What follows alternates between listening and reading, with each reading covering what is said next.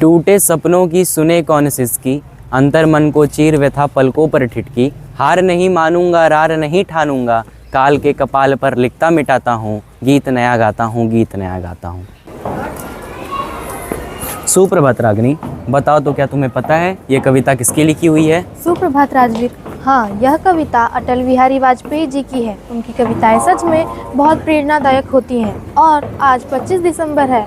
आज हम भारत के पूर्व प्रधानमंत्री अटल बिहारी वाजपेयी जी की जयंती मना रहे हैं। बिल्कुल, और ख़ास बात यह है कि उनकी जयंती को सरकार ने सुशासन दिवस के रूप में भी घोषित किया है, ताकि हम अच्छे प्रशासन और जिम्मेदार नागरिकता का महत्व समझ सकें। अटल जी सच में एक विशेष व्यक्तित्व के थे। उनका जन्म 25 दिसंबर 1924 को ग्वालियर में हुआ था। वे बचपन से ही पढ़ाई और भाषणों में बहुत अच्छे थे। सच में वे सिर्फ एक राजनेता नहीं बल्कि एक महान कवि, पत्रकार और ओजस्वी वक्ता भी थे। उनकी कविता में देशभक्ति, साहस और जीवन दर्शन की गहरी झलक मिलती है। हाँ, और खासकर उनकी यह कविता हार नहीं मानूंगा, रार नहीं ठानूंगा आज भी युवाओं में जोश भर देती है। वैसे अटल जी ने भारत की राजनीति में कई सकारात्मक बदलाव लाए। सही कहा, वह 3 बार भारत के प्रधानमंत्री बने। पहली बार 1996 में, भले ही उनकी सरकार सिर्फ 13 दिन तक ही चली, परंतु 1998 और 1999 में दोबारा प्रधानमंत्री बनकर पूरे कार्यकाल को सफलतापूर्वक पूरा किया।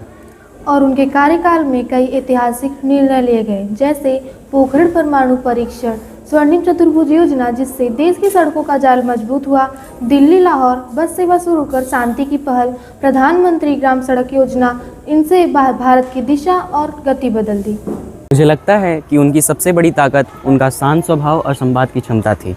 वह विरोधियों को भी सम्मान देते थे। शायद इसी कारण वह देश भर में लोकप्रिय नेताओं में से एक थे। हाँ, और यही वजह थी कि उन्हें भारत के सर्वोच्च नागरिक सम्मान भारत रत्न द्वारा सम्मानित किया गया।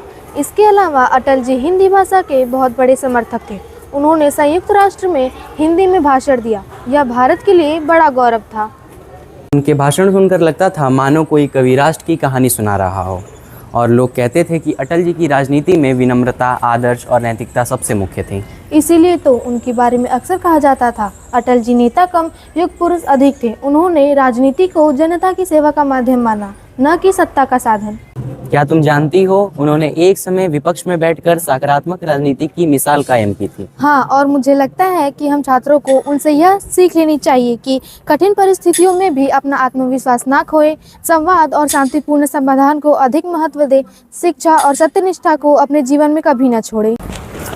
बिल्कुल, आज उनकी जयंती पर हम उनके जीवन से प्रेरणा लेकर अच्छे नागरिक बन सकते हैं। तो चलो अटल जी की जयंती मनाना तभी सार्थक होगा जब हम उनके आदर्शों को अपने जीवन में अपनाएं। धन्यवाद। जय हिंद, जय भारत।